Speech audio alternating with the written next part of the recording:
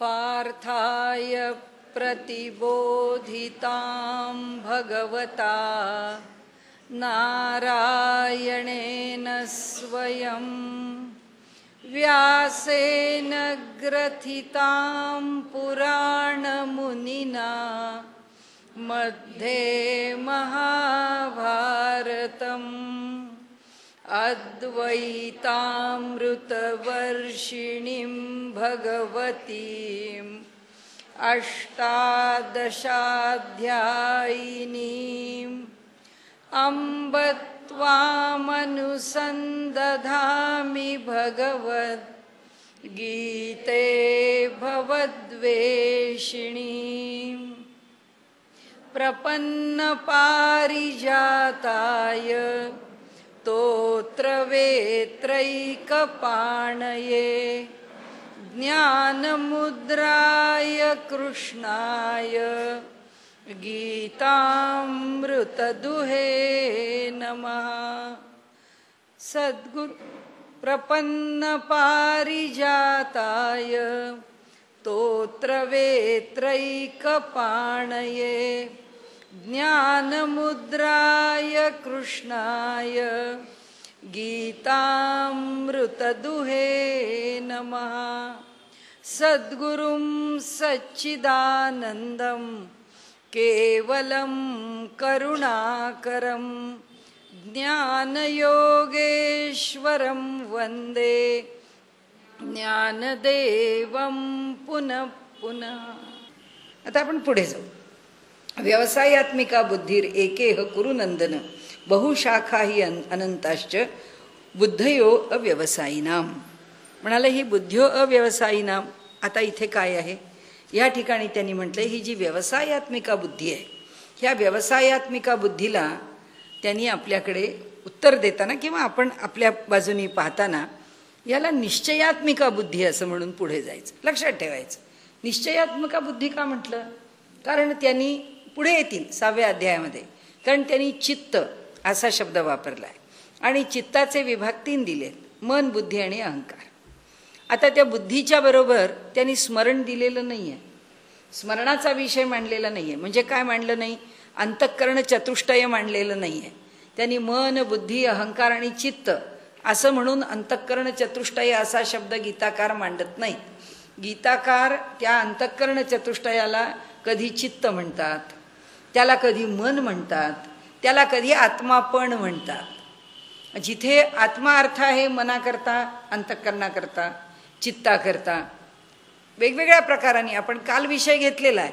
मग इथे आत्मा कसं हो म्हटलं? जीवाला सुद्धा इथे जीवाला जर आत्मा म्हटलं तर मनाला कसं हो आत्मा म्हटलं? मग आता मनाला नाही तर मन, बुद्धी, अहंकाराला म्हणजे चित्ताला कसं हो आत्मा म्हटलं? भगवंतानी आणि त्याच्याकरता विनोबांनी दिलेलं उत्तर फार छान आहे की म्हणाले कोणत्याही शब्दाला कधी अर्थाचं ओझं होत नाही। विनोबांनी गीतेवरून काढलेला जो निष्कर्ष आहे तो असा आहे की कोणत्याही शब्दाला अर्थाचं ओझं होत नाही। एक मन ह्याच्याकरता आत्मापासून, चित्तपासून, बुद्धीपासून शब्द वापरलेले आहेत गीताकारांनी आणि त्या प्रत्येकाचा संदर्भाने आपण जर अर्थ घेतला तर आता इथे ती बुद्धी कोणती आहे?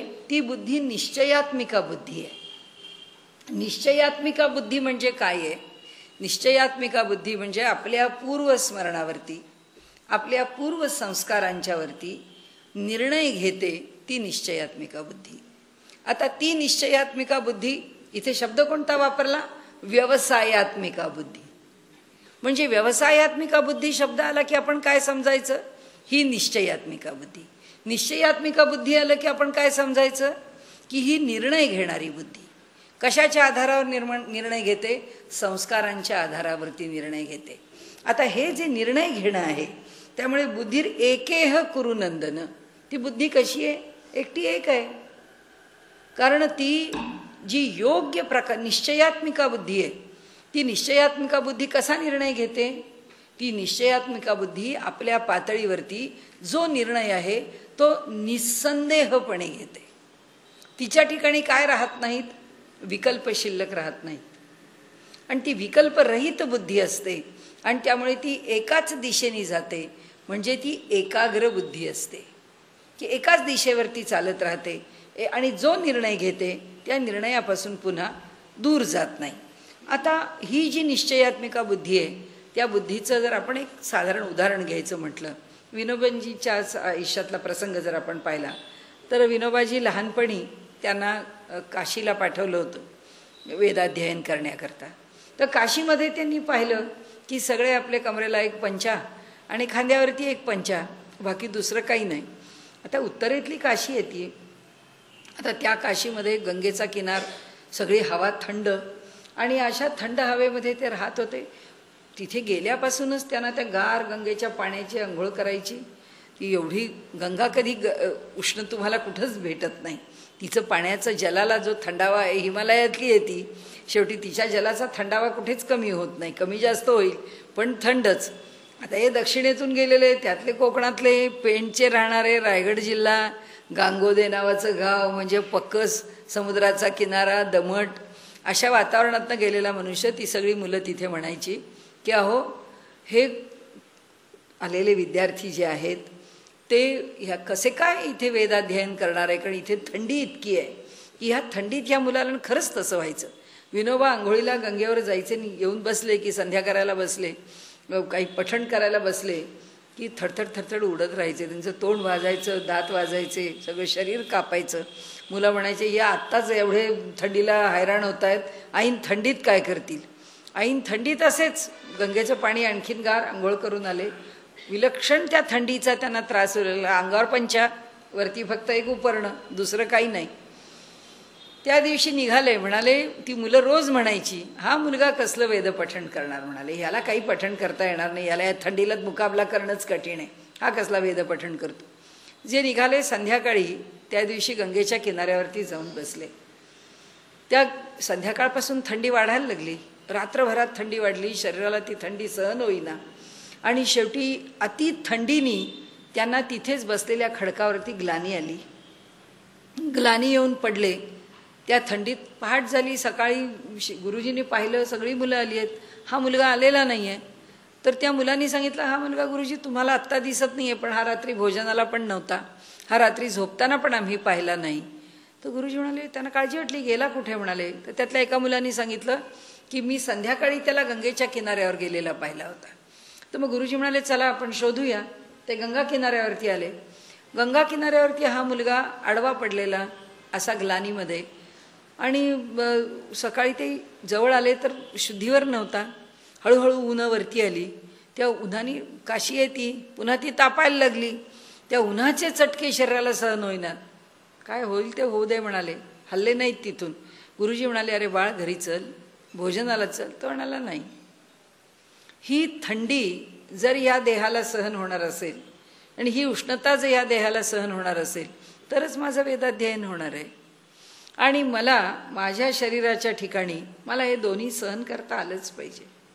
जर ह्या देहाला हे सहन करता येत नसेल तर हा देह पडला तरी चालेल, कारण हा देह हे सहन करू शकत नाही, तर मला हा देह ठेवण्याची आवश्यकता नाही. ते तिथेच बसले. गुरुजी म्हणाले तुला अन्न इथे पाठवतो. त्यांचं भोजन पाठवलं. त्यांनी तिथेच भोजन केलं. पुन्हा तेच. दुसरा दिवस रात्र थंडीनी त्यांना एवढा ताप भरलेला होता. गुरुजी म्हणाले काय करशील बाळा तू, पुन्हा या थंडीत मरून जाशील. मरून गेलो तर मरून जाऊ दे म्हणाले, काही बिघडत नाही. दुसऱ्या दिवशी तिथेच आडवे. दुसऱ्या दिवशी सकाळी पुन्हा तेच. सूर्य उगवला, पुन्हा उन्हाचा ताप, तो सगळा सहन केला. तिसरा दिवस ताप वाढत गेला. मुलगा ग्लानीत पडून राहिला. 3 दिवसानंतर चौथ्या दिवशी सकाळी त्यांचा ताप आपोआप कमी झाला. आणि त्या दिवशी नंतर गुरुजी म्हणाले आता घरी चल. नाही म्हणाले, आता इथेच बसणार. आणि 7 दिवसानंतर विनोबाजींना थंडी थंडी म्हणून जाणवेना आणि उष्णता उष्णता म्हणून जाणवेना. दोन्हीही तिथे मौजूदच होती. थंडी होतीच रोज रात्री पडत, दिवसाही उष्णता काही कमी नव्हती, तरीसुद्धा त्या दोन्हीचा परिणाम त्यांच्या शरीरावर झाला नाही. जेव्हा 7व्या दिवशी त्यांच्या लक्षात आलं की आता ह्या परिणामाच्या बाहेर हे शरीर गेलं आहे, आणि म्हणून त्यांनी हा प्रसंग विमलाजी ठकारांनी त्यांना विचारलं की आपण आसेतू हिमाचल प्रवास करत खेड्याखेड्यातून जातोय आणि प्रत्येक ऋतूमध्ये आपण दक्षिणेतलं कडक ऊन अनुभवलं आहे आणि हिमालयातली कडक थंडी अनुभवली आहे. तुमच्या अंगावर फक्त पंचा आणि उपरणच आहे, काय रहस्य आहे याचं. त्यांनी सांगितलं निश्चयात्मिका बुद्धी. गीतेचं मूलभूत सूत्र मी अवलंबलेलं आहे आणि बुद्धीने निश्चय केला तर शरीर कसं चालतं. काल आपण पाहिलं ना की शरीर जे आहे ते दमत नाही, शरीर जे आहे ते थकत नाही, शरीर जे आहे ते आजारी पडत नाही. कोण आजारी पडतं? मन आजारी पडतं, बुद्धी आजारी पडते, आमचा अहंकार आजारी पडतो म्हणून तो विकृत होतो. आमची बुद्धी आजारी पडते म्हणून चंचल होते, आमचं मन आजारी पडतं म्हणून ते असं खचून जातं, म्हणून मनाला दौर्बल्य येतं, म्हणून मनाला चांचल्य येतं आणि मनाची चंचलता बुद्धीवरती प्रक्षेपित होते, बुद्धी चंचल होते, बुद्धी अनिर्णायक होते. आणि त्यांनी सांगितलं म्हणून इथे भगवंत सांगतात की आता पुढं गीता जे शिकवणार आहे ना ती निश्चयात्मिका बुद्धी शिकवणार आहे. त्या निश्चयात्मिका बुद्धीने आपल्याला पुढे जायचं आहे. म्हणून ही जी बुद्धी आहे निश्चयाची बुद्धी एकच असते. पण म्हणाले जी अव्यवसायीन बुद्धी आहे तिला पुष्कळ फाटे असतात. ते फाटे कसे असतात ते त्यांनी आपल्याला सांगितलं. आपण विज्ञानातलं उदाहरण घेऊ की एनर्जी, सगळ्या प्रकारच्या शक्तींचं मूळ एनर्जी शब्दात साठवलेलं आहे. त्याच्यामध्ये साऊंड एनर्जी आहे, त्याच्यामध्ये लाईट एनर्जी आहे, त्याच्यामध्ये इलेक्ट्रिक आहे, मग स्टॅटिक आहे, कायनेटिक आहे, त्याच्यामध्ये ग्रॅव्हिटेशनल आहे, मॅग्नेटिक फील्ड आहे, इलेक्ट्रोमॅग्नेटिक आहे. कोणती नाही आहे. सगळ्या शक्ती या त्याच्या शाखा आहेत आणि त्या विस्तारत आहेत. आता विस्तारितपणाचा उपयोग आहे की नाही? आहे. त्या विस्तारल्या पण पाहिजेत, कारण त्याशिवाय आम्हाला हे वेगळे वेगळे आविष्कार बघायला मिळतील का? नाही. पण त्या सगळ्या मुळात एक आहे हे जाणलं पाहिजे की नाही? हो, जाणलं पाहिजे. कारण त्या प्रत्येक वेगवेगळ्यात आम्ही रमायला लागलो तर घराचे डेकोरेशन किती प्रकारचं, घराचा रंग दर 6 महिन्याला. आता असं आहे मोठ्या मोठ्या लोकांच्या घरामध्ये लोक म्हणतात अहो 6 महिने तोच रंग आणि तेच फर्निचर पाहून कंटाळा येतो. म्हणजे त्यांच्या घरात आलेलं फर्निचर 6व्या महिन्याला पुन्हा दुसरं येतं. कारण का? तर वैविध्याचं आकर्षण. कशातून? वैभवातून, ऐश्वर्यातून. विविधता ऐश्वर्य प्रकट करते. ती असावी का नसावी? जरूर असावी, पण ती आवश्यक आणि अपरिहार्य नाही आहे. गीताकार म्हणतात ही विविधता आवश्यक आहे का? नाही आहे. ज्याच्या दृष्टीने नको आहे त्याला चालणार आहे, नसली तरी त्याला चालणार आहे. अपरिहार्य आहे का? मुळीच नाही. भोजन काय करू शकतो? आता अलीकडे एक पुस्तक आलेलं आहे जगामध्ये, आपली ताकद वाढवणारी रेस कशी आहे. आपण पुढे केव्हा तरी बघू. आपल्याला आजचे विषय खूप इंटरेस्टिंग आहे. त्या रेसवरती आलेलं जे पुस्तक आहे ते मोठं इंटरेस्टिंग पुस्तक आहे.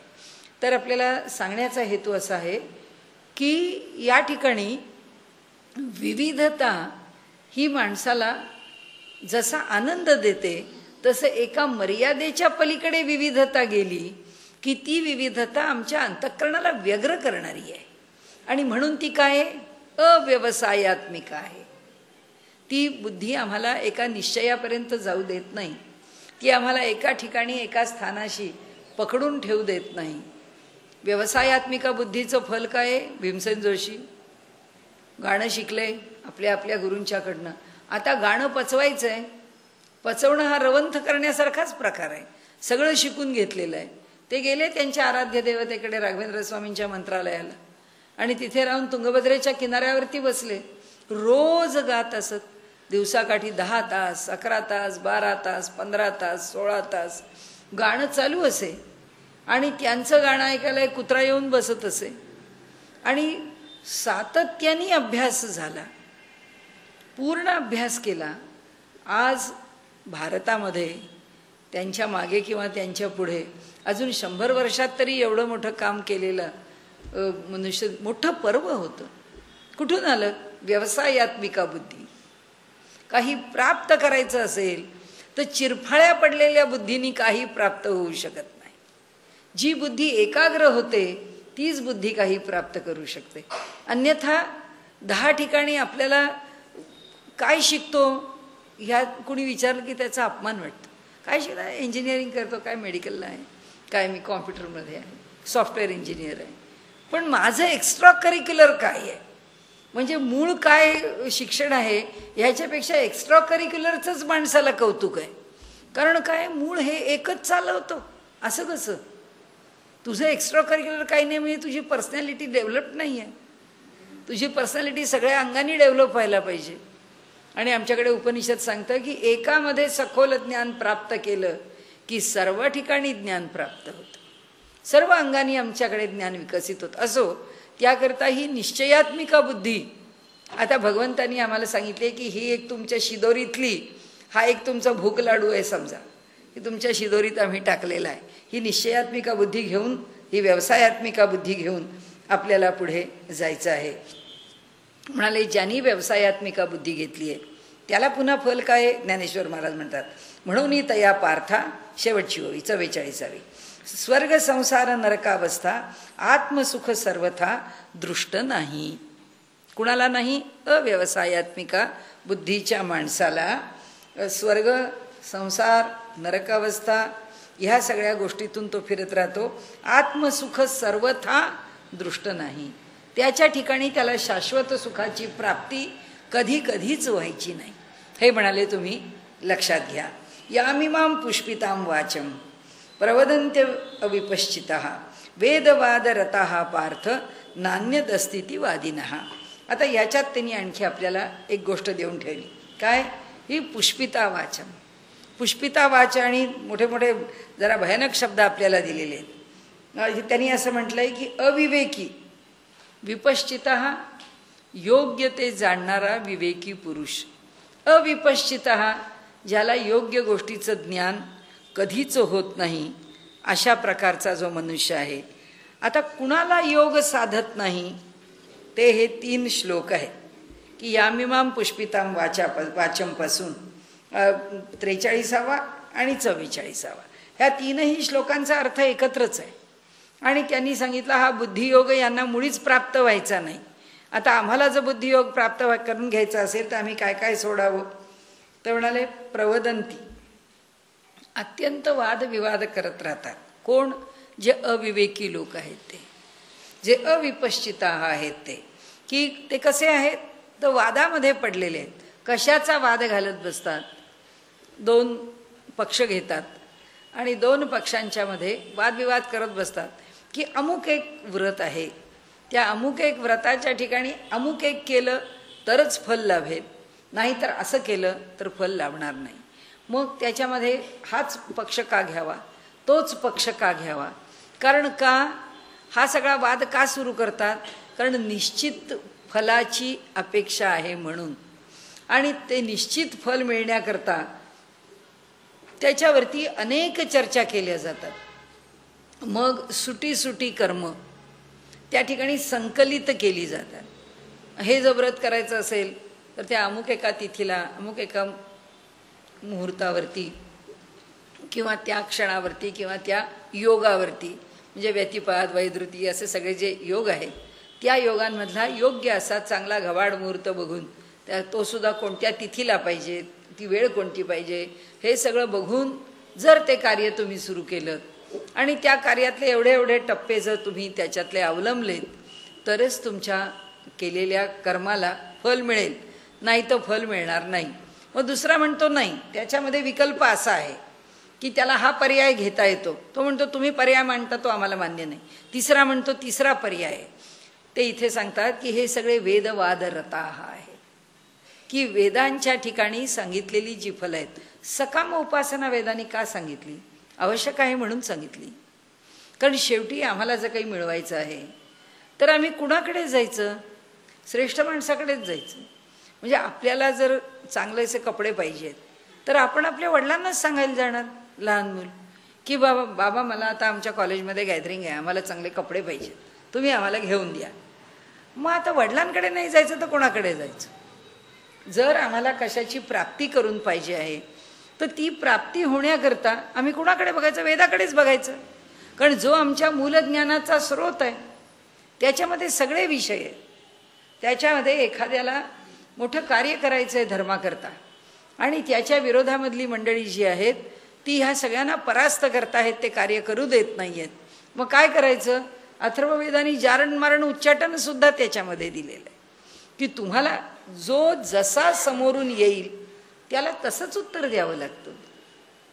समोरून येणाऱ्याच्या पुढे मी मात्र सात्विक आहे, मी मात्र याच मार्गाने उत्तर देईन, ते म्हणतात मरा, आम्ही आमच्या मार्गाने तिथे ज्या ठिकाणी आम्हाला पोचायचं आहे त्या ठिकाणी आम्ही पोचू, तुम्हाला जर युद्ध नाही. आजसुद्धा म्हणजे मला नेहमी भय वाटतं, माझ्या मनात साशंकता आहे की आजही काही ठिकाणी असं, आपल्याला तो विषय वाढवायचा नाही, पण माझं भय आपल्याला सांगून पुढे जाते की मनुष्य असा कशावरही अवलंबून राहून चालत नाही. आता जपानसारखा देश आहे, त्यांनी या एवढ्या सेकंड वर्ल्ड वॉर नंतर ह्या झालेल्या हिरोशिमा नागासाकीच्या या हल्ल्यानंतर, बॉम्ब हल्ल्यानंतर बेचिराग झालेला देश इतका सगळा प्रगती साधली. आज अमेरिकेमध्ये बघितलं तर आपल्याला जॅपनीज लोक, त्या ठिकाणी चायनीज लोक आपल्याला खूप पुढे दिसतात.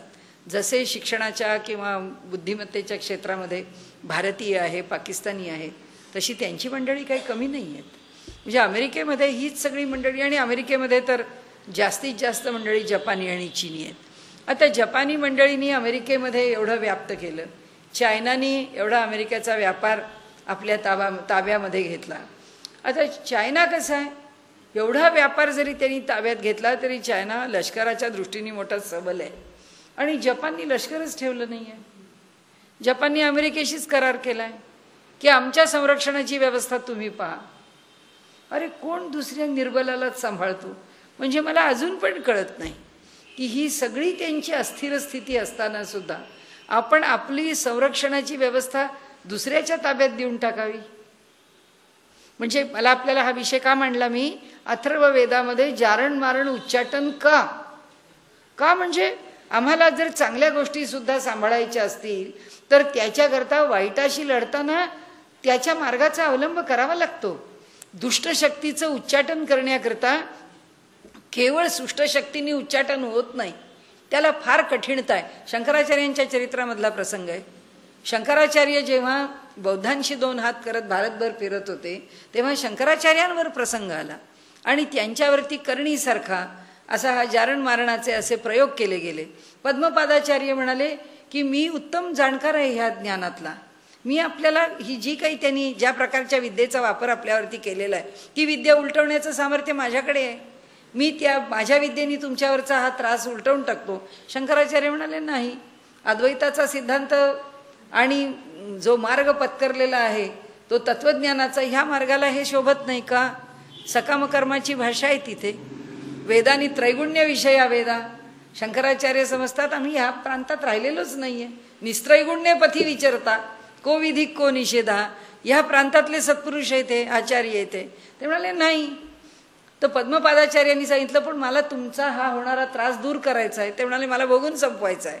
ते म्हणाले ठीक आहे, पण तुम्ही माझे गुरु आहात, मी शिष्य म्हणून काय करू शकतो? तू फक्त ओंकाराची उपासना करू शकतोस, ती सुद्धा निष्काम भावानी. शंकराचार्यांनी सांगितलं संकल्प माझ्याकरता नाही. आपण जसं म्हणतो की सगळे द्विपाद चतुष्पाद घरातले सगळे घेऊन सगळ्यांच्या कल्याणाकरता आम्ही संकल्प करतो, तिथे गुरूंच्या प्रकृतीकरता, गुरूंच्या त्रास निवारणाकरता, क्षेमाकरता, कुशलाकरता नाही. तू निष्काम भावानी उपासना करत राहा. आणि अर्थात पद्मपादाचार्यांच्या उपासनेनंतर असेल, शंकराचार्यांना जेव्हा वाटलं तेव्हा असेल, पण ते सगळं दूर झालं. पण सांगायचा आपल्यापुढे हेतू असा की असे प्रसंग तर येणारच आहेत. अशा प्रसंगांना उत्तर कसं? आता ते इथे कशाचा संदर्भ आहे हा? वेदवादरताहाचा. की वेदवादरतः हे सगळं त्याच्यामध्ये जे सकाम फलांचं स्वरूप आम्हाला सांगितलेलं आहे, त्या सकाम फलावरती आम्हाला एवढं चरविचरवण करायची काय गरज? आम्हाला त्या सकाम उपासना अवलंबण्याची काय आवश्यकता? काही आवश्यकता नाही आहे. आम्ही त्या उपासनांमध्ये पडण्याचं काही कारण नाही आहे. आणि जे वेदांमध्ये ज्या सकाम उपासना सांगितल्या आहेत, ज्याला ज्या कार्यापुरत्या जेव्हा आवश्यक वाटतील तेव्हा त्यांनी त्याचा उपयोग करावा आणि विषय संपवावा, त्याच्यावर इतकी चर्चा करण्याचं कारण नाही. आता पुढे ते आपल्याला सांगतात की प्रवदंती, पुष्कळ वाद घालतात. आणि पुन्हा काय म्हणतात? नान्यत अस्तिती वादिनः. जे वाद घालणारे लोक आहेत ते वाद घालणारे लोक फक्त आम्ही जे सांगतो तेच खरं आहे असं म्हणतात. आम्ही बोलतो तेच खरं, आमचं म्हणणंच तुम्ही ऐकून घ्या. आणि ह्या ठिकाणी एकदा पुष्पिताम वाचाम, ही जी वाणी आहे ती कशी आहे? वेदवाद त्याचं एक थोडं स्पष्टीकरण घेऊन आपण पुढे जाऊ. वेदामध्ये वाद कोणता आलेला आहे? वेदामध्ये अर्थवाद आलेला आहे. अर्थवाद शब्दाचा अर्थ काय आहे? अर्थवाद म्हणजे आम्ही जसं म्हणतो विद्यार्थी लभते विद्यान, पुत्रार्थी लभते धनम, हे काय आहे? हा अर्थवाद आहे की त्याच्या मागे असणारी जी फलश्रुती आहे की हा मंत्र कशा करता म्हणा, हे सगळं प्राप्त करण्याकरता म्हणा. हा जो त्यांनी सांगितलं हे अमुक एक कार्य केलं की त्यांनी काय लाभतं, जेव्हा आम्हाला ते सांगतात तेव्हा त्याचे लाभ आम्हाला समजतात. ते लाभ आम्ही पाहतो आणि ते लाभ बघून आम्हाला असं वाटतं की अरे ही उपासना केली पाहिजे. आता एकदा शुभ्र बुधवार आले की सगळीकडे शुभ्र बुधवार, कारण कुणीतरी त्याचं फल सांगितलं आहे. पिवळे गुरुवार आले की पिवळे गुरुवार, संतोषी मातेचे शुक्रवार आले की सगळे शुक्रवार. कारण का? कारण त्याचं फल, त्याच्या फलाच्या प्राप्तीकरता हे सगळं केलं जातं. इथे ते सांगतात ही फलाची प्राप्ती कुठे लिहिलेली असते? ही त्या व्रताच्या बरोबर सांगितलेली असते. त्याचा जो अर्थवाद आहे वेदांमधला, त्या अर्थवादामध्ये किती पडायचं, वेदामध्ये अर्थवादात्मक असणाऱ्या विषयामध्ये रममाण व्हायचं का वेदांनी ह्या सगळ्या गोष्टी कुठे जाण्याकरता आम्हाला सांगितल्यात त्याचा विचार करायचा. तुकाराम महाराजांनी ह्याच भाषेत सांगितलं होतं की वेदांचा तो अर्थ आम्हासीच ठावा, एरांनी व्हावा भारत याचा. पण लगेच आमच्या मंबाजी बुवांनी जाऊन सांगितलं की अहो रामेश्वर भट्ट तुम्ही काय समजता स्वतःला वैदिक व्युत्पन्न पंडित? अहो म्हणले तुम्हाला ते म्हणतायत की वेद वाहणारं गाढवाचं ओझं आहे तुमच्या खांद्यावरती, वेदाचं ओझं वाहत आहे तुम्ही, गाढव आहात नुसते. एरांनी व्हावा भारत याचा, एर म्हणजे कोण? गाढवच. म्हणाले. मग आले रामेश्वर पंडित की अहो असं कसं? रामेश्वर भट्टांनी जेव्हा म्हटलं तुकाराम महाराजांना, तुकाराम महाराजांनी काय म्हटलं? तुकाराम महाराज म्हणाले मी यातलं काहीच बोलत नाही, माझ्या मुखातून मी काही माझ्या मनास येईल ते बोलतच नाही. कारण कायम या पामरे बोलावी उत्तरे, बोलविता धनी वेगळाची, तो वेगळा आहे, तो माझ्याकडनं बोलवून घेतो. आणि त्यामुळे हे वेदवाद रता जे आहेत ते फक्त पुष्पिताम वाचाम, त्याच्याकरता आपल्याकडे आमच्या कीर्तनकारी कथा फार छान आहेत. त्यातली एक कथा संत लोक सांगतात तशी कथा आहे. एक खूप चांगला सात्विक माणूस असतो, तो आपल्या घरात खूप देवाची भक्ती करत असतो. तो भक्ती करत असताना त्याची परिस्थिती खूप कठीण असते. एका साधू पुरुषांकडे जातो, ते मोठे अधिकारी पुरुष असतात. त्या अधिकारी पुरुषांच्याकडे पोचल्यानंतर ते अधिकारी पुरुष म्हणतात की बाबा तू फार साध्या सरळ वृत्तीनी बुद्धीनी आणि अगदी निष्काम भावाने ईश्वराची उपासना करतोस, तुझा जरा योगक्षेम बरा चालावा याचं मला वाटतं, म्हणून मी तुला माझ्या जवळचा एक शंख देतो. तर म्हणाले या शंखाची चांगली रोज उपासना कर, पूजा कर, आणि तुला काय रोज लाभ तुला लागत असेल तेवढ्याची अपेक्षा कर याच्याकडून. तर म्हणाले तो तुला रोज 100-200 रुपये देईल. ठीक आहे म्हणाले. तर तो शंख त्याच्याबरोबर तो आणतो घरी, त्याची छान पूजा करणं, रोज त्याची उपासना की बाबा तू मला देतोयस हे काही माझं काम नाही, किती उपकार आहेत तुझे माझ्यावरती, कशी तुझी कृतज्ञता माझ्या ठिकाणी जी आहे कशी फेडू, काय करू, असं मोठं त्याला रोज वाटत असतं. तो त्या शंखाची परोपरीने उपासना करण्याचा प्रयत्न करत असतो. त्याची उपासना करतो तो. त्या उपासनेतनं त्याला आता रोज 100-200 रुपये मिळतात, घर चालतं, पैसे शिल्लक राहतात, परिस्थिती सुधारते. शेजाऱ्याला वाटतं हे काय चाललं, हे अकस्मात असं झालं. तो म्हणतो कसं काय झालं बाबा तुमचं एवढं सगळं कसं बरं झालं? अहो म्हणाले एका साधू पुरुषांनी मला हा शंख दिला, त्यांनी माझं बरं झालं. तो म्हणाला की तुम्ही एवढे देवाचे भक्त, त्या शंखाच्या भक्तीत कुठं पडलात? तो शंख माझ्याकडे द्या, त्या शंखाची मी सगळी चांगली उपासना करतो. तो शंख तुम्हाला रोज 100-200 रुपये देतो ना, मी देतो तुम्हाला पैसे, त्या शंखाला मी सांभाळतो, तुमचं काम होईल, शंखाची उपासना मी करीन आणि तुमचंही भक्ती देवाची काय नामस्मरण सगळं व्यवस्थित पहिल्यासारखं चालू होईल. ठीक आहे म्हणाला, मला काही बिघडत नाही. आणि तो आपला याला रोज 100 रुपये द्यायचा. आता हा मागायला लागला देवाला 100चे 200, 200चे 400, 400चे 800. आता ह्याचं सगळं चांगलंच चालत राहिलं. शेवटी त्याला वाटलं आता हे रोज ह्या शंखाची उपासना करा, त्याला पैसे मागा, वन टाईम करून टाकूया सगळं, आता हे रोजची कटकटच नको. म्हणून त्यांनी सांगितलं की काय मला हे एवढे एवढे लाख रुपये दे, आणि तो शंखाने आता पैसे द्यावेत, त्याच्या आधी त्या शंखामध्ये आहेत तरी किती पैसे, म्हणून त्यांनी तो शंख फोडला आणि आता त्या शंखातले सगळे पैसे घ्यायचे म्हणून. तर ते काय लाखही मिळाले नाहीत, शंख फुटला, पण तो परिस्थितीने चांगला होता. आता ह्याला पैसे मिळणं कमी झालं, पण तो काही त्या संतांकडे गेला नाही, कारण आता मिळणार कुठून. त्यांनी सरळ सांगितलं ह्याला की बाबा रे, तुझा शंख माझ्याकडनं फुटला, त्यामुळे आता तुला पैसे देणं काही मला शक्य नाही आहे. तर तो म्हणाला बरं राहू द्या, काही हरकत नाही, नाही मिळाले तर नाही मिळाले. आता याची गरिबी चालू राहिली. हा जेव्हा केव्हा त्या गावाला गेला तेव्हा त्या साधू महाराजांना नमस्कार केला. साधू महाराज म्हणले बरं चाललंय ना? हो म्हणाले बरं चाललंय. म्हणले तुझ्याकडे बघून वाटत नाही आहे मला. तो म्हटला हो, तुम्ही दिलेला शंख माझा त्या माझ्या शेजाऱ्याकडनं फुटला. त्यांनी हकीकत सगळी सांगितली. ते म्हणाले अरे मला माहिती आहे तू कसा आहेस ते, तू काय काळजी करू नकोस. आता मी तुला एका वेगळ्या प्रकारचा शंख आणि तुला उपदेश करतो, आणि आता तू घरी जा आणि मी सांगतो तसं वाग. तर त्यांनी त्याला एक शंख दिला आणि त्यांनी सांगितलं की तो तुझं काम रोज करील. तुला काय 100-200 रुपये पाहिजे ते त्या शंखाकडनं मिळतील, पण रोज त्या शंखाशी बोलायचं. 100 रुपये दे की हा शंख बोल काय. तो लगेच म्हणेल 200 रुपये देतो. की तू म्हणायचं 200 रुपये नाही. तो शंख म्हणतो बरं 200 नाही का, 400 रुपये देतो. म्हणाले हे असं रोज त्याच्याशी संभाषण करायचं. आता याची परिस्थिती सुधारलेली शेजाऱ्याला कळते. शेजाऱ्याला कळल्यावर तो शेजारी म्हणतो हे कसं काय चाललंय. तो म्हणतो मला पुन्हा शंख दिला साधू महाराजांनी. तो म्हणतो आता तो शंख मला तू पुन्हा दे.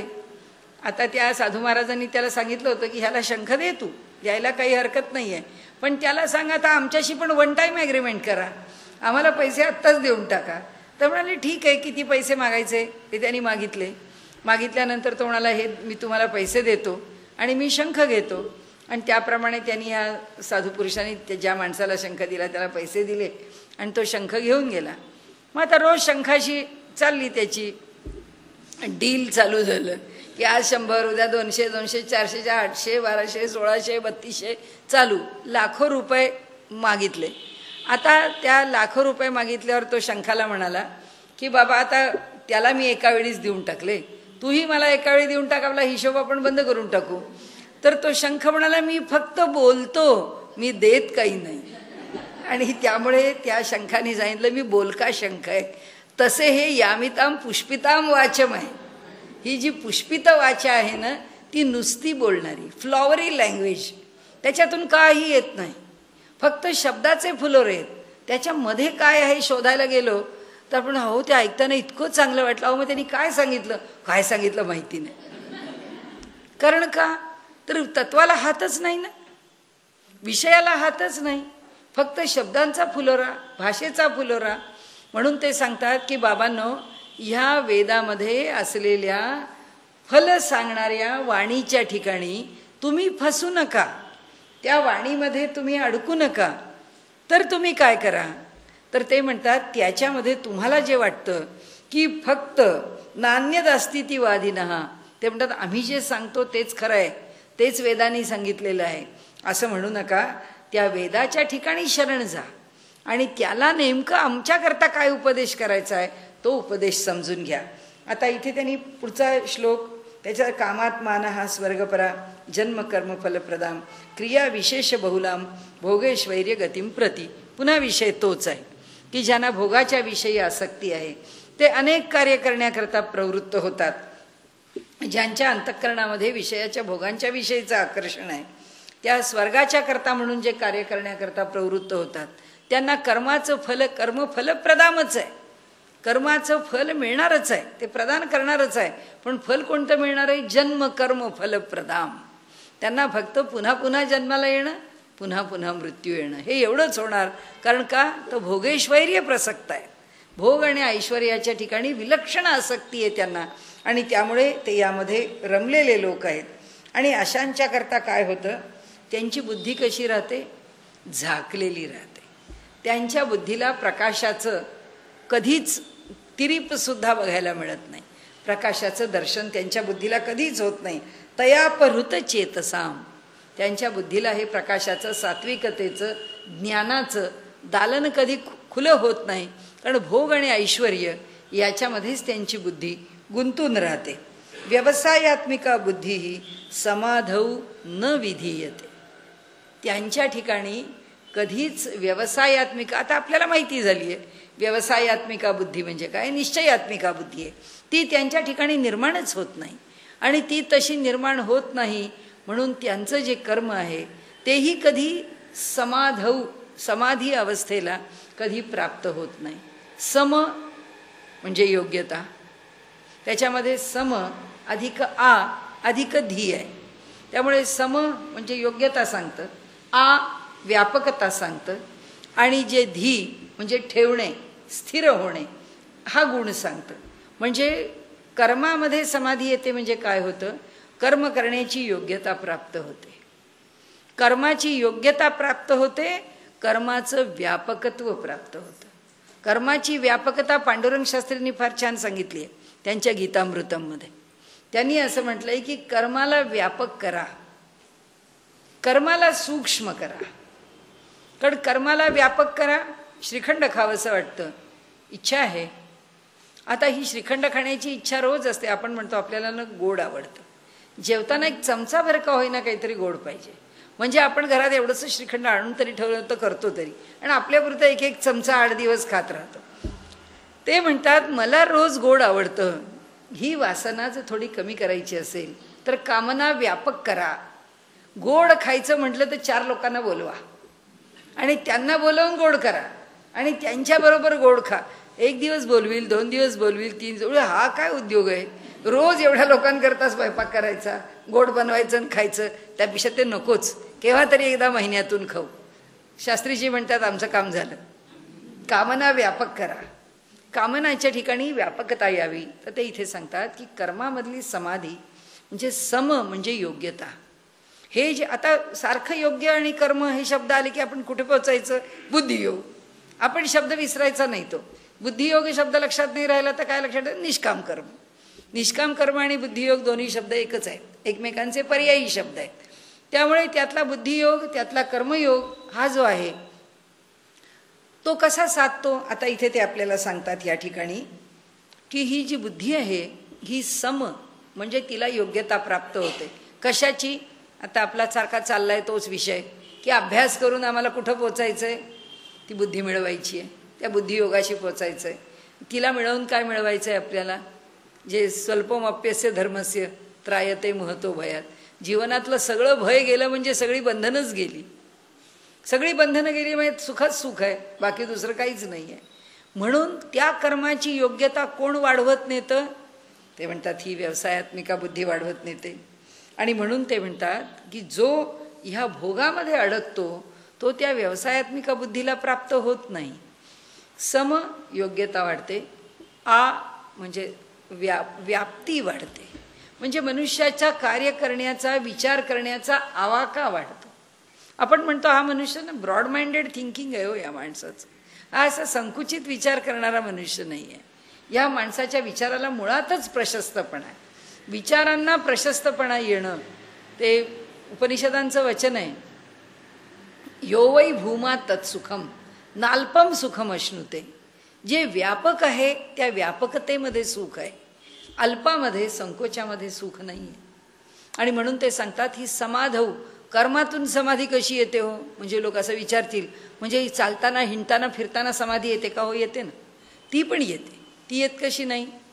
आपल्याकडे म्हटलं आत्मात्वम गिरिजामती सहचरा प्राणा शरीरम गृहम पूजा ते विविधोपभोग रचना निद्रा समाधी स्थिती संचार पदयो प्रदक्षिण विधी स्तोत्राणी सर्वा गिरा यद कर्म करोमि तत्तदखिलम शंभो तवाराधनम. म्हणाले ह्याच्यामध्ये काय आहे की मी जे रस्त्यावरून चालतो तो सुद्धा तुझा प्रदक्षिणा विधी आहे. माझं झोपणं जी आहे ती समाधीच आहे. माझं प्रत्येक कर्म समाधीनं किंवा समाधौ किंवा तिथे त्या ठिकाणी त्या समस्थितीला आलेलं आहे. केव्हा? इथे सांगितलं आहे त्याप्रमाणे की ती कर्म जे आहे ते समाधीला नेऊ शकतं का? नेऊ शकतं. अलीकडच्या काळामध्ये गुंडाच्या गणपतीचं आपल्याला माहीत असलेलं तिथले जे त्या बाईंनी केलेली एवढी मोठी साधना आहे, त्या तिथलेच वकील आहेत, तर मला वाटतं त्या पटवर्धन आडनाव आहे त्यांचं. त्या बाईंनी तिथे जेव्हा साधना केली त्या साधनेनंतर ती एवढी गणपतीची साधना सिद्ध झाली की त्या गणपतीला प्रदक्षिणा घालत असताना त्यांची समाधी लागत असे. म्हणजे मनुष्याला असं वाटेल की चालता फिरता समाधी लागते का? लागू शकते. लागू नाही शकत का? लागू शकते. देहाच्या पातळीवर सुद्धा तुकाराम महाराज म्हणतात, तुकाराम महाराजांनी आम्हाला दाखला दिलाय की म्हणाले ब्रह्मीभूत काया होतसे कीर्तनी. आम्ही कीर्तन करतो, भगवंताचं नामसंकीर्तन करतो, पण आमचं शरीर हे समाधीला प्राप्त होतं, ब्रह्मभावाला प्राप्त होतं. इथे आम्हाला ते सांगतात की अहो व्यवसायात्मिका बुद्धी असेल तरच कर्म समाधीत परिणत होतं, आणि अव्यवसायात्मिका बुद्धीला कर्म चिरफाळ्या करून सोडतं. आता हे करू का नको करू, ते काल केलं ते चुकलं, आता जे चुकलं त्याची आज क्षमा मागतो, उद्या त्याला पत्र लिहितो अपॉलॉजी. कशाला पाहिजे? विचारच नीट करावा, नीट बोलावं, नीट राहावं.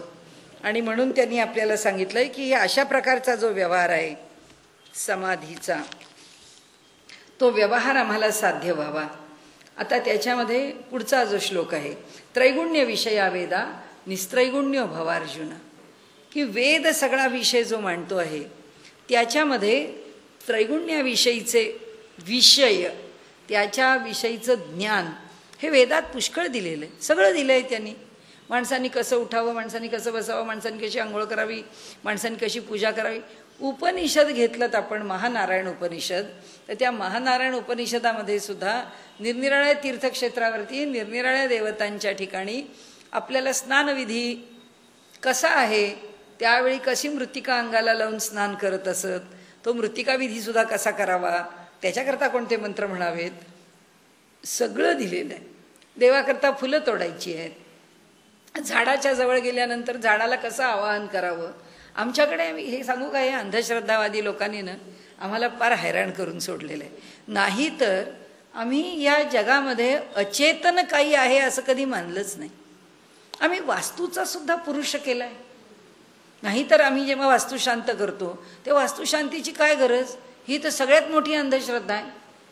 आणि ज्याला अंधश्रद्धा म्हणणारे आमचे नरहर कुरुंदकर आहेत, त्यांनी आपल्या घराची वास्तुशांत केली. आता त्यांच्या घराची जेव्हा वास्तुशांत झाली तेव्हा माझे सद्गुरू अनंतराव आठवले त्यांच्या घरी गेले. ते म्हणाले, का हो नरहर कुरुंदकरजी, तुमच्या घराची वास्तुशांत कशी, तुम्हाला कसं मान्य आहे वास्तुशांत करणं? ते म्हणले, काय करणार, माझ्या आईचा आणि बायकोचा आग्रह पडला म्हणून केली. अरे मग त्यांच्याच आग्रहाखातर आस्तिक व्हा ना. मग त्यांच्या आग्रहाखातर नास्तिक का होता? त्यांचा आग्रह नाही आहे तुम्हाला नास्तिक व्हा म्हणून, मग त्यांच्या आग्रहाखातर आस्तिक नाही होत. ढोंग आहे ही, हिपोक्रसी आहे. मुलाची मुंज केली, का केली? तुमची नाही ना श्रद्धा, तुम्हाला नाही ना मान्य, मग का केली? काही माझ्या आईचा आग्रह म्हणून. आईच्या इच्छेपुढे काय करणार? अरे सगळ्या समाजाची इच्छा आहे, धर्माची इच्छा आहे, ज्या घरात जन्माला आलात त्या कुलपरंपरेची इच्छा आहे, ती सगळी डावलता आली का?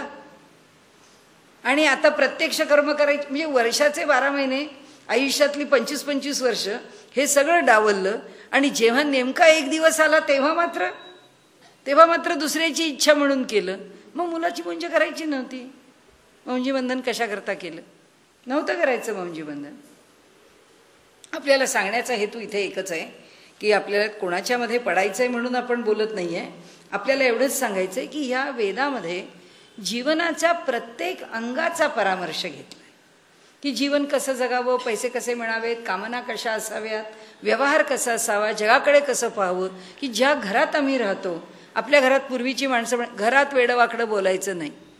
आपल्याकडे जसं आता आजकाल मनुष्य काही बोलतो, किंवा आपण जेव्हा अध्यात्माचा विषय मांडतो त्यावेळी आपण अशी अनेक वचनं पाहतो की ज्ञानेश्वर माऊलींनी सुद्धा म्हटलं, आपल्याला येईलच ती ओवी, की मर हा शब्द न साहती, की मरण हा शब्दसुद्धा त्यांना सहन होत नाही. इतकं जीवाच्या ठिकाणी भय वाटतं. भय अंतःकरणात काय असेल ते असो, पण घरामध्ये त्याला काय, उगाच मरा, मी मरूनच जाईन, हे असले काहीतरी त्राग्यानी जर कोणी बोललं तर आपल्या घरात पूर्वीच्याकडे असलं चालत नसे.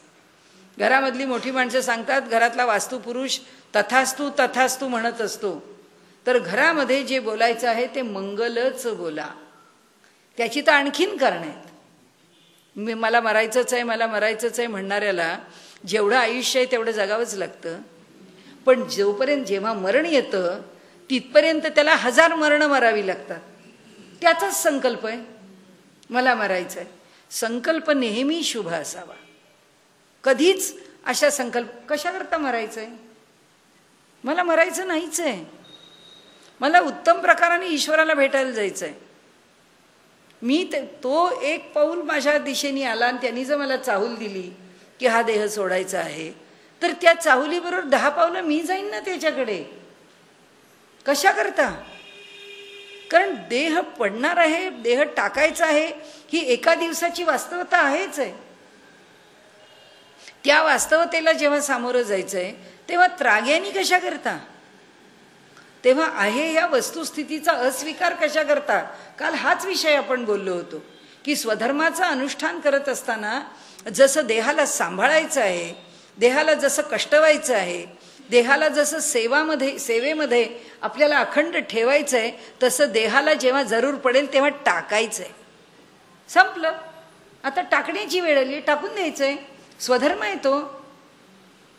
आणि त्यामुळे इथे सांगायचा विषय असा आहे की त्रैगुण्य विषया वेदा, याच्यावरती आपल्याला टिप्पणी करताना त्रैगुण्य विषय याचा अर्थ काही कमी आहे, हीन आहे, निम्न आहे असं काही नाही आहे. त्याच वेदांमध्ये उपनिषद आहेत, त्याच्याच मंत्रसंहिता भागामधलं उपनिषद आहे. ईशावास्यासारखं अशी अनेक उपनिषद आहेत की जी ब्राह्मणांमधून आली आहेत, जी आरण्यकांमधून आली आहेत, जी मंत्रभागामधून आलेली आहेत. आली आहेत कुठून? वेदांत आला कुठून? तत्वज्ञान आलं कुठून? वेदातूनच आलं. पण त्रैगुण्य विषयाला प्राधान्य का? आम्हाला शहाणं करण्याकरता. निस्त्रैगुण्य भव अर्जुन. अर्जुना, या त्रिगुण विषयांमध्ये तू आसक्त होऊन राहू नकोस. काय ॲप्लिकेशन कशाचं कर, काय अप्लाय कर? बुद्धियोग. बुद्धियोगाचं ॲप्लिकेशन कर आणि तू काय शिक आणि काय हो, तर ते आपल्याला सांगतात निस्त्रैगुण्य भव अर्जुन. किती इथेच इथेच इथेच इथेच तू रमणार आहेस का? नाही रमायचं आहे आपल्याला, त्याच्या पलीकडे जायचं आहे. आणि म्हणून ते निर्द्वंद्व, त्याच्याकरता द्वंद्व टाकायची आहेत. कुठे नेलं? 38व्या श्लोकावर. सुखे दुःखे समे कृत्वा लाभालाभो जया जयो. हे द्वंद्व टाकून दे. सुरुवात तिथून केली आहे आपल्याला सांगायला. आता ते काय म्हणतात की निर्द्वंद्व हो, त्यानंतर नित्य सत्वस्थो. नित्य सत्व राहणं अवघड आहे. कारण का अवघड आहे?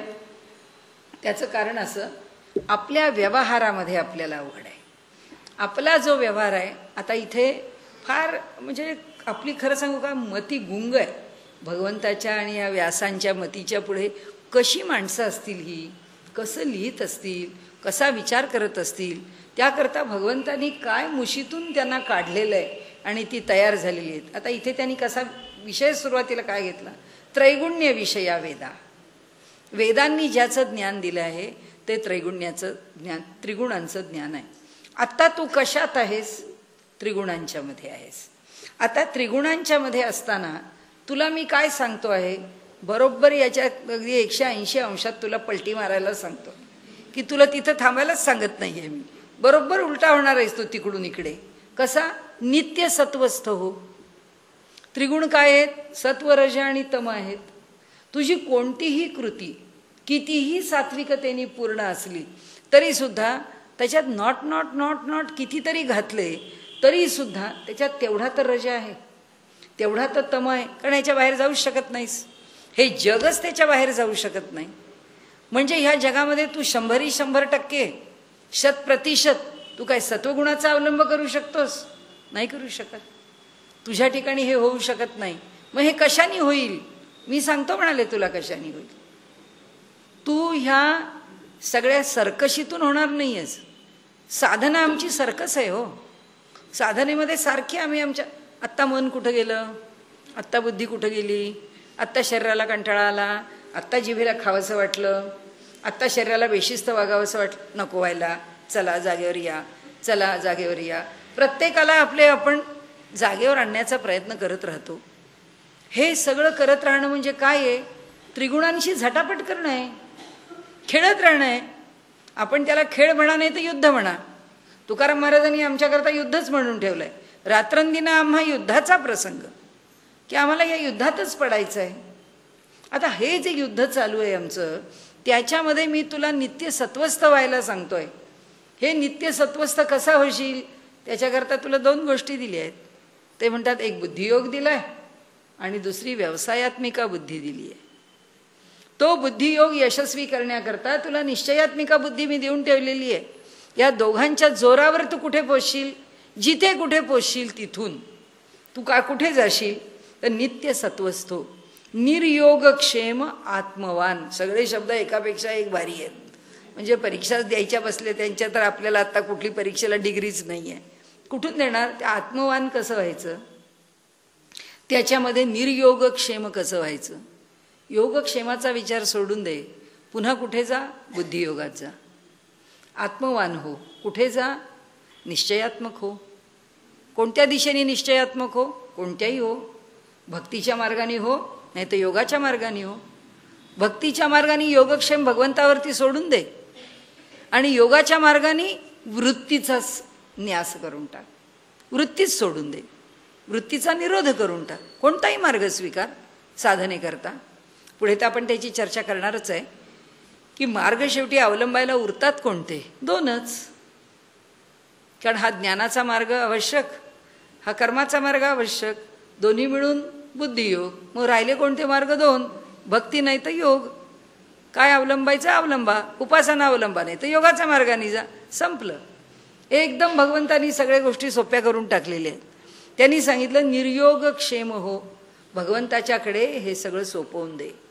ह्या पातळीवर कसा असतो? आस्तिक हो. भगवंतावरती सोपवून दे. भगवंताला सांग, बस तू मला काय सांभाळायचंय, जसं सांभाळायचंय तसं तुझं तू सांभाळ. आता नित्य सत्वस्थ हो.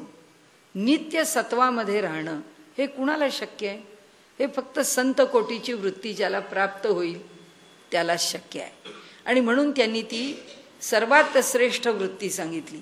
की ती वृत्ती कशी आहे? ती वृत्ती कुणाच्या ठिकाणी आहे? ती सत्पुरुषांच्या ठिकाणी आहे. ती अशी का आहे?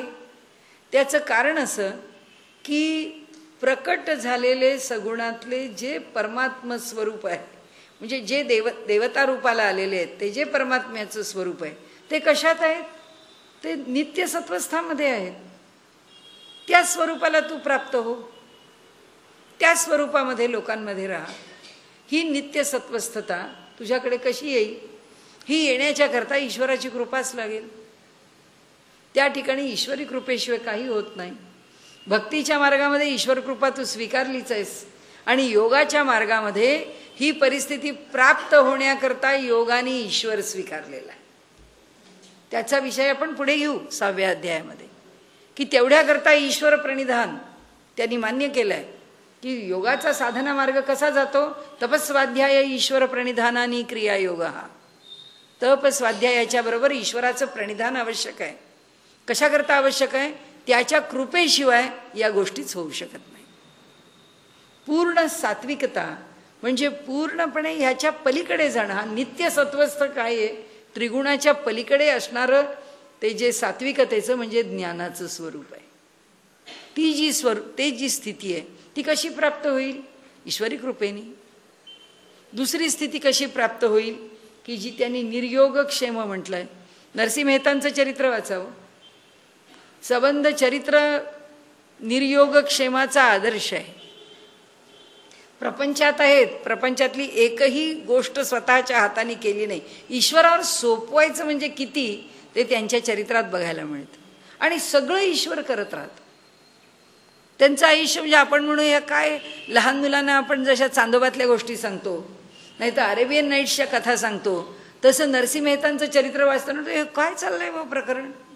कोणतीही घटना घेतली की तो परमेश्वर कसा येतो, त्यांच्या घरात ते कसं काम करतो, ते कसं निवारण करत राहतोय. कशी चरित्र एक एक घडवली आहेत. वैष्णवजन तो तेणे रे कही आहे, पीड पराई जाने रे. उगाच अशी इतकी मिठास भजन तयार होत नाहीत. ती अवस्था अशी नित्य सत्वस्थाची आहे, आत्मवानाची आहे. आणि म्हणून ते आपल्याला सांगतात की या ठिकाणी हे सगळं अर्जुना तुला व्हायचं आहे. हे होताना तुला व्यवहार जो करायचा आहे तो व्यवहार कसा करायचा आहे, त्या व्यवहाराचं मी आपल्याला एक छानसं उदाहरण सांगते की कसे व्यवहार करतात सत्पुरुष. आपल्या जेव्हा ठाण्याला पांडुरंग शास्त्री आठवल्यांचं तत्वज्ञान विद्यापीठ उभं करण्याचा त्यांचा संकल्प झाला, तर एवढी जागा घ्यायची, त्या जागेत एवढं विद्यापीठामध्ये एवढ्या शाखा निर्माण करायच्या, एवढे विद्यार्थी, त्याची व्यवस्था, हे सगळं निर्माण व्हायचं आणि हे झालं पाहिजे अशी त्यांची इच्छा होती.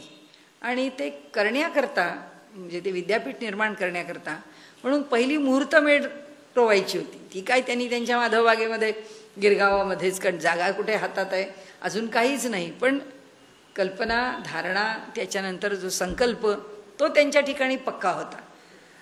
तर त्यांनी राधाकृष्णनांना सांगितलं की आपण या आणि हे आपल्याला याची मुहूर्तमेढ करायची आहे. ठीक आहे म्हणाल, रोवायची आहे. तर त्याप्रमाणे राधाकृष्णन आले, त्यांनी ते सगळं पाहिलं. अहो म्हणाले, काय प्लॅन आणि केवढी ही सगळी तुमची एक विद्यापीठ उभं करायचं आणि पैसे नाही तुमच्याजवळ आणि तुम्ही हे सगळं उभं कसं करणार आहात? हा संकल्प केला आहे तुम्ही, हा संकल्प कसा पार पडेल? पण सुदैवाने मी आत्ता राष्ट्रपती आहे, तर तुम्ही माझ्याकडे एक अर्ज द्या आणि त्या अर्जान्वये हे असं असं विद्यापीठ उभं करायचं आहे.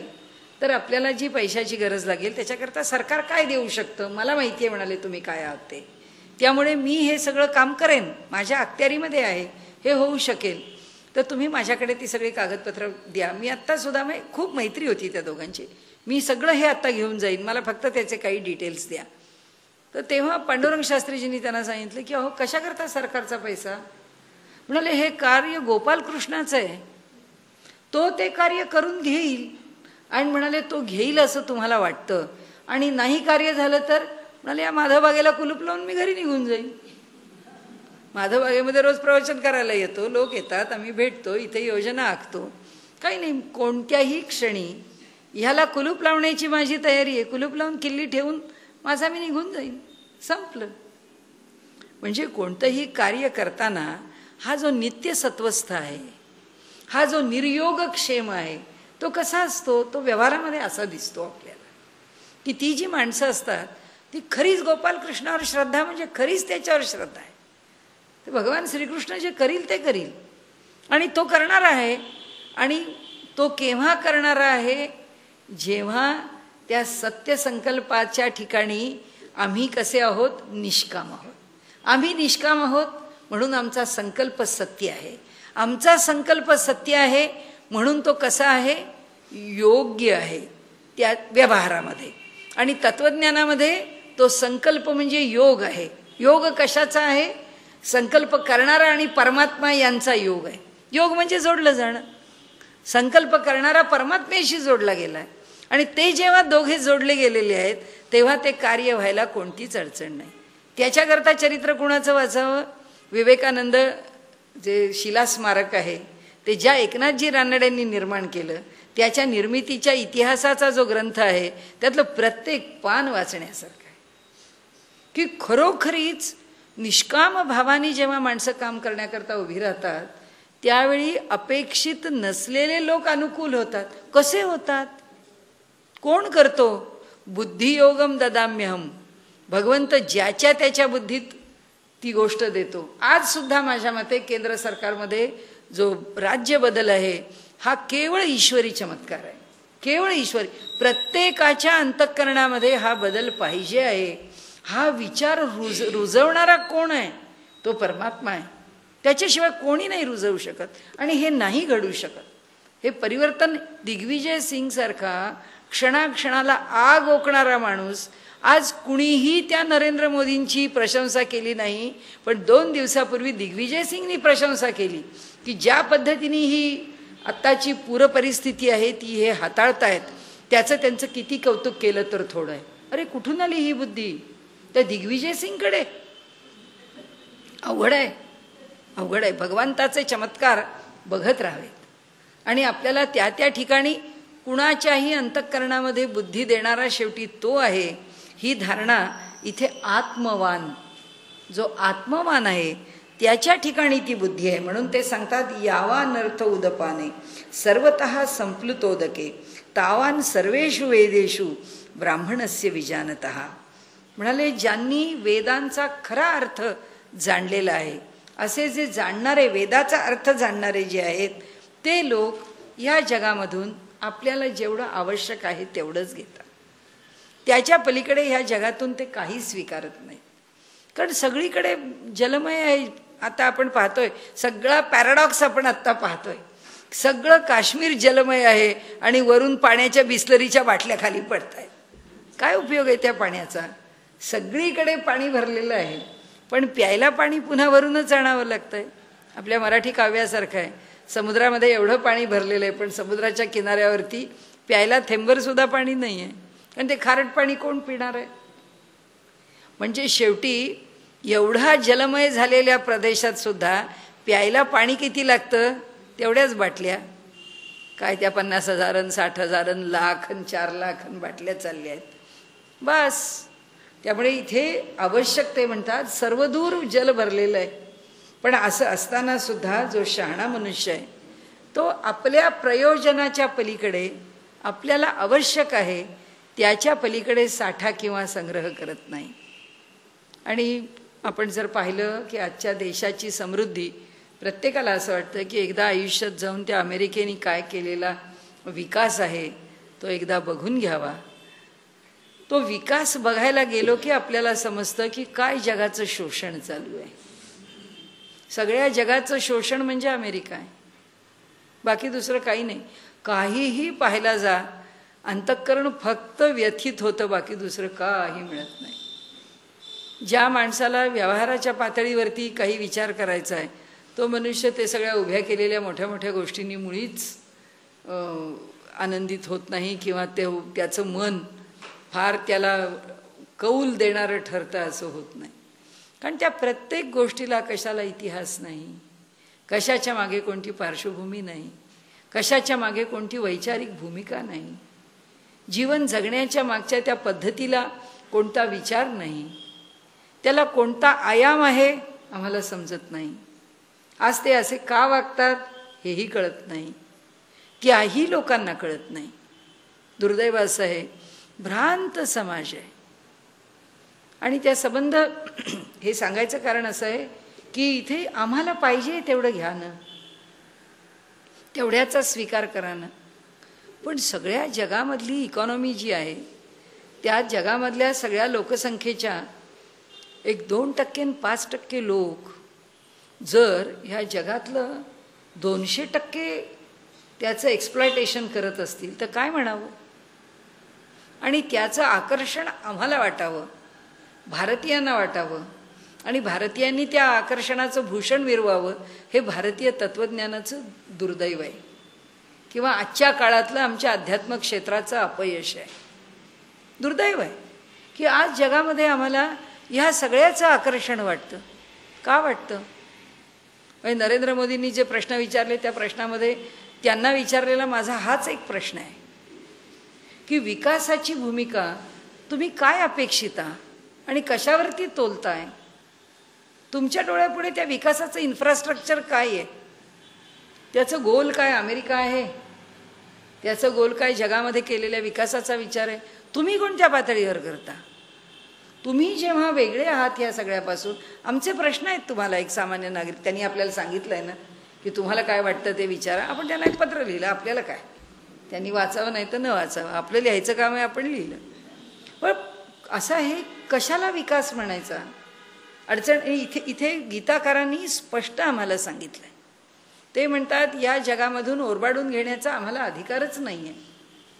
आणि तिथे आमच्या घरामध्ये हे एवढेल्या मोठ्याल्या आमच्या ज्या वेस्टेज बॅग्स आहेत त्या भरून रोज कचरा तयार करतोय आम्ही. कुठे टाकणार आहोत या जगाला? आणि कसली स्वच्छता, कसला नीटकीट, त्या कुठल्याही स्वच्छतेचं कौतुक वाटत नाही. मला तर मुळीच वाटलं नाही आणि मला वाटतही नाही. पण ज्या पद्धतीने तुमचा वेस्टेज आहे त्या पद्धतीने कसला स्वच्छतेचा विचार आहे? आम्ही प्रत्येक गोष्टीचा रिसायकलिंगचा विचार करतो. तुमच्याकडे रिसायकलिंग नाहीच आहे, सगळ्याचं वेस्टेज आहे. इथे आम्हाला गीता सांगते, हे आम्हाला म्हणजे गीतेतला हा जो श्लोक आहे, हा श्लोक कशाचा आदर्श असेल तर आपल्या एन्व्हायरमेंटचा विचार करणारा श्लोक आहे. ही पूर्णपणे माणसानी एन्व्हायरमेंटकडे पाहताना कसं बघावं, पर्यावरणाचा विचार कसा करावा, या सृष्टीमध्ये कशालाही धक्का लावू नये. आपल्याकडे देवाच्या पूजेची फुलं काढताना सुद्धा त्या झाडाला आधी जागरूक करायला सांगितलं आहे. आणि त्याला मंत्र म्हणून जागरूक केलं आहे की बाबा रे, आता मला देवाची पूजा करायची आहे, त्याच्याकरता तुझ्या इथली फुलं घ्यायची आहेत मला, तर तू सावध हो.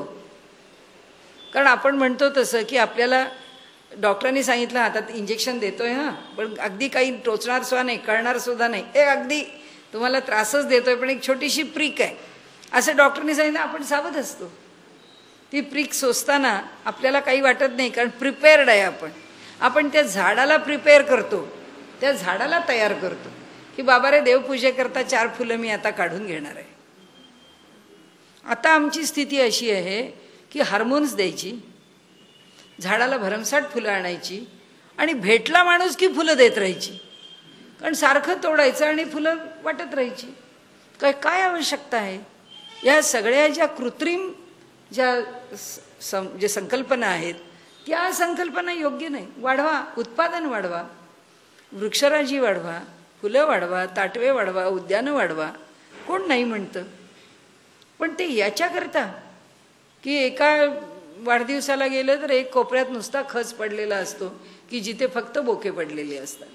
कशाकरता? दिलेले पुष्पगुच्छ त्या माणसाच्या हाताला एक क्षणभर लागतात, ह्याच्या खिशातले 100-200 रुपये कमीत कमी गेलेले असतात आणि त्याचा कुठल्याही प्रकारे उपयोग झालेला नसतो. कुठलं पर्यावरण आहे हे? कुठला पर्यावरणाचा विचार आहे? त्यामुळे इथे ते आम्हाला सांगा, यावान अर्थ उदपाने सर्वतः संप्लुतोदके. जेवढंच अर्थ, जेवढा हेतू आहे, जेवढी आवश्यकता आहे तेवढंच घ्या, त्याच्यापेक्षा जास्त घेऊ नका. संप्लुतोदके तावान सर्वेषु वेदेषु ब्राह्मणस्य विजानतः. आता म्हणाले हे जे वेदांना जाणणारे पुरुष आहेत, जे ज्ञानी आहेत, ते वेदामधलं आपल्याला आवश्यक आहे तेवढंच उचलून घेतात. वेदातला विषय मला कोणता आवश्यक आहे तो विषय मी उचलून घ्यावा. की मला जर उपनिषदांची आवड आहे, मला जर तत्त्वज्ञानाची आवड आहे तर मी तत्त्वज्ञान विषय उचलून घ्यावा. मला जर अन्य विषयांची आवड आहे तर मी अन्य विषय उचलून घ्यावेत. आपण आता इथे थांबूया.